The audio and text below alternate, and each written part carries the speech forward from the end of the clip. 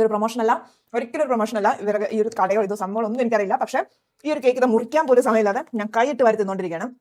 അതിന്റെ ടേസ്റ്റ് ഇതെന്താണെന്നറിയാവോ? കൊട്ടാരത്തിന്റെ പായസം കേക്കാണ്. ഒരു പായസം കേക്ക് മൂവാറ്റുപുഴയിൽ നിന്ന് വാങ്ങി കൊണ്ടു തന്നതാണ്.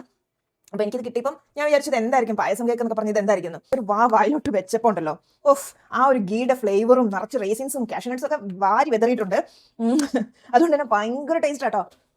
ഇത് ഇത്രയും തിന്നു കഴിഞ്ഞപ്പോഴാണ് ഈ ടേസ്റ്റ് എല്ലാവർക്കും ഒന്ന് പറഞ്ഞു തരണം എന്ന് എനിക്ക് തോന്നിയത്. തീരാറായി. അതുവരെ ഞാൻ ആസ്വദിച്ച് തിന്നുമായിരുന്നു.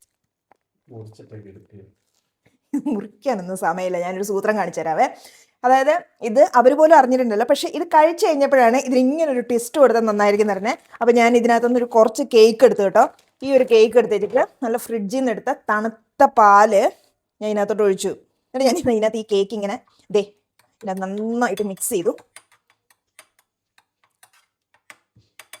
എന്നിട്ട്